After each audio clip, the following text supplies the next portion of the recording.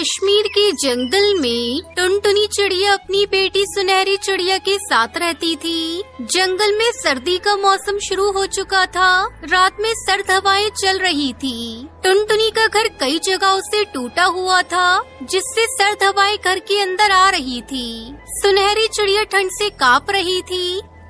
मम्मा मम्मा मुझे बहुत ठंड लग रही है, मुझे नींद भी नहीं आ रही। आप अपना मजबूत घर क्यों नहीं बना लेती, फिर मुझे ठंड नहीं लगेगी। मम्मा पिंकी का घर देखो कितना बड़ा है और कितना मजबूत भी है। वो बता रही थी उसके घर में रूम गर्म रखने वाला हीटर भी है। मम्मा ये हीटर क्या होता है? आप भी एक हीटर खरीद लो ना, फिर मैं भी आराम से सोऊंगी।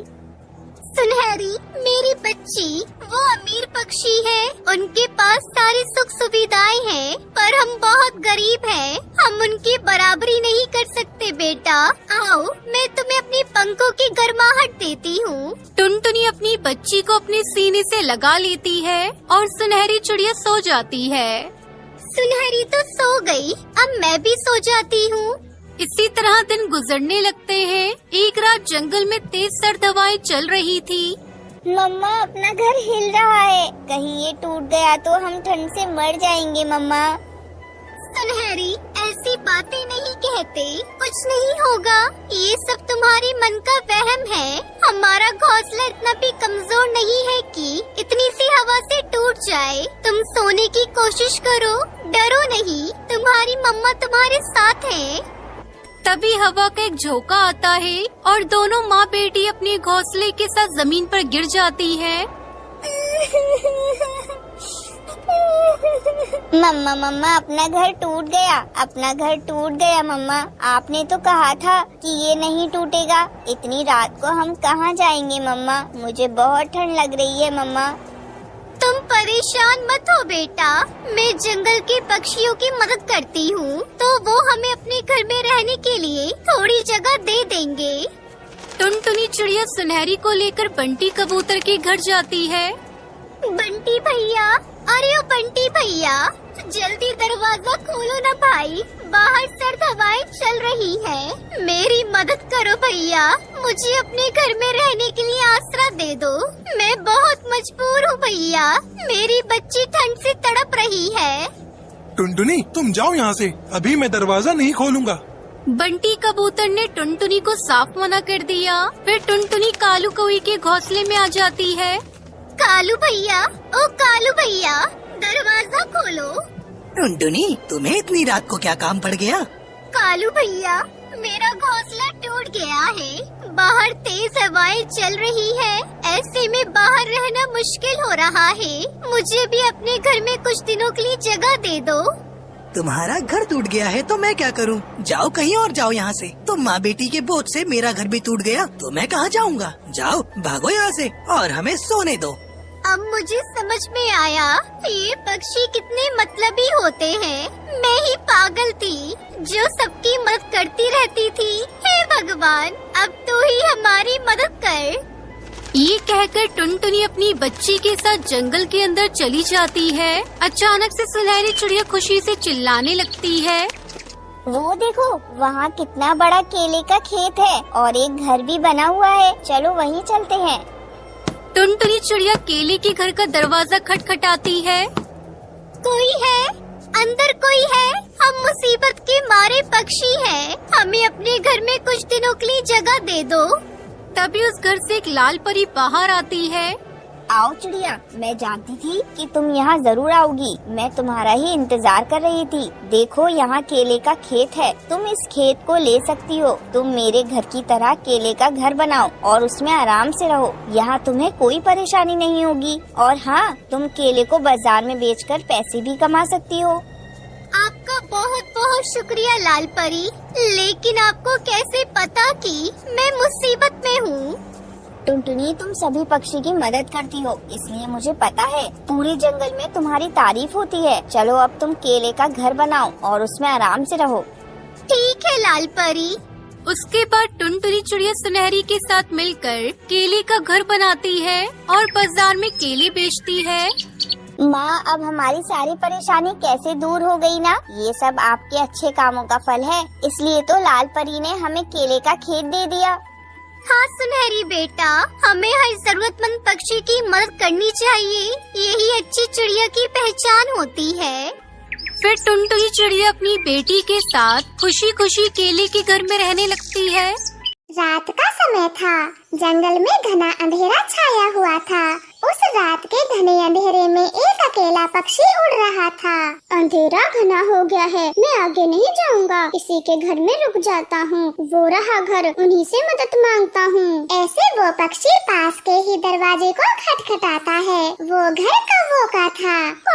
कौन इतनी रात को आया होगा? पूरी नींद बिगाड़ दी मेरी। चलो गोरी, दोनों दरवाजा खोलते हैं, कहीं कोई चोर हुआ तो। सही बोलते हो, अगर कोई बदमाश हुआ मैं ये डंडा भी ले लेती हूँ। फिर वो दोनों पति पत्नी दरवाजा खोलते हैं। कृपया मेरी मदद करो, मैं राहगीर पक्षी हूँ, आज की रात आपके घर में ठहर सकता हूँ? क्यों, तुम्हारा कोई घर नहीं? अपने घर में जाओ। मेरा जंगल दूर है और बीच में चीलों का अड्डा भी पड़ता है। अगर मैं इस समय जाऊँगा तो वो मुझे मार देंगे। मैं तुम जैसों को अच्छे से जानती हूँ। घर में घुसने के बाद फ्री का भोजन भी खाओगे। भागो भागो यहाँ से, हमारे घर में फालतू के पक्षियों के लिए कोई जगह नहीं। भागो यहाँ से।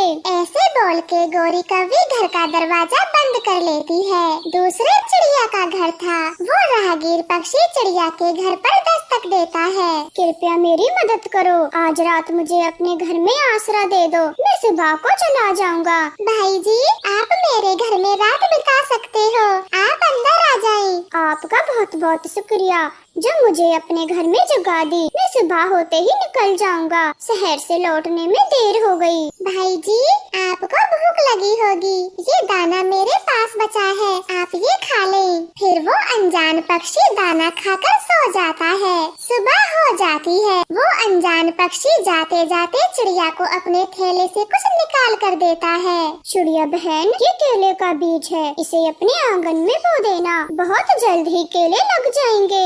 ऐसे बोलकर वो पक्षी वहाँ से चला जाता है। चिड़िया उसी समय केले का बीज अपने आंगन में बो देती है। हाँ, बीज तो सही से बो दिया, अब मैं दाना लेने जाती हूँ। फिर चिड़िया भोजन की तलाश में चली जाती है। कालू कौवा अपने घर के बाहर आता है तो वो चौंक जाता है। वो चिल्लाते हुए अपनी पत्नी को बुलाता है। गोरी, ओ गोरी, जल्दी आओ, गजब हो गया, चिड़िया के आंगन में गजब हो गया। क्यों गला फाड़ रहे हो? ऐसा भी क्या देख लिया चिड़िया के आंगन में? वो देखो, चिड़िया के घर में कितना बड़ा केले का पेड़ लगा है। कालू, सही कहा, हम कोई सपना तो नहीं देख रहे। पेड़ केलों से लदा पड़ा है, मगर इतनी जल्दी कैसे? कल तो सूखा पत्ता तक नहीं था, अचानक ये केले का पेड़ कहाँ से आ गया?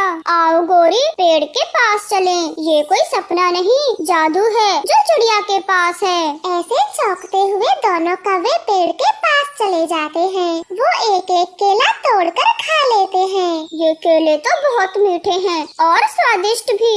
कालू, मेरे हिसाब से तो चिड़िया अभी तक इस पेड़ के बारे में कुछ नहीं जानती। अगर जानती तो सुबह सुबह ही भोजन की खोज को न जाती। ठीक कहा, बिल्कुल ठीक कहा।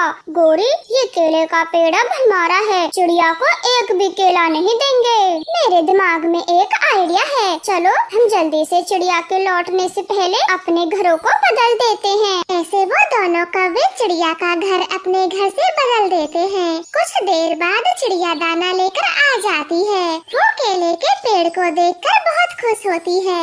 अरे, ये तो चमत्कार हो गया, सुबह ही तो मैंने केले का बीज बोया था और देखो कितनी जल्दी केले भी लग गए। ये जरूर जादुई बीज था। फिर चिड़िया एक केला तोड़ती है और अपने घर में चली जाती है। कालू, गोरी, तुम दोनों मेरे घर में क्या कर रहे हो? चिड़िया, ये घर तुम्हारा कब से हो गया? दिमाग तो ठीक है? फिर चिड़िया अपने घर को पहचानती है। वो हिचकिचाते हुए बोलती है, हाँ, मेरा घर तो वो रहा, ये मेरा घर नहीं है, मुझे माफ करना। कोई बात नहीं चिड़िया बहन, ऐसा कभी कभी हो जाता है। अब जाके अपने घर में आराम करो, सारा दिन यहाँ वहाँ भोजन की तलाश में जो रहती हो। रुको गोरी, माना कि मेरा घर उस पेड़ पर है, लेकिन मैंने सुबह ही अपने आंगन में केले का पेड़ लगाया था और वो पेड़ तो यही है। हाँ, तो अपने घर के आंगन में जाके देखो, केले का पेड़, ये आंगन तो हमारा है और ये केले का पेड़ भी। छोटी चिड़िया,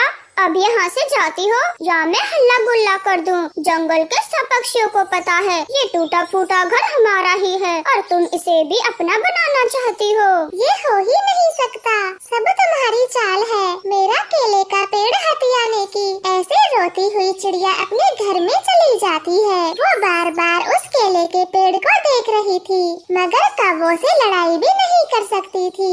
उसको अच्छे से पता था वो बुरे कौवे उसे मार लगा देंगे। ऐसे ही कुछ दिन गुजर जाते हैं। फिर वो वही पक्षी चिड़िया के घर आता है। अरे आप तो वही हो जो मुझे केले का बीज देकर गए थे। हाँ मैं वही हूँ, मगर वो केले का पेड़ तो कहीं नहीं दिख रहा। वो कोई ऐसा वैसा बीज नहीं था, जादुई केले का बीज था। फिर चिड़िया उस पेड़ के बारे में सब कुछ उस पक्षी को बता देती है।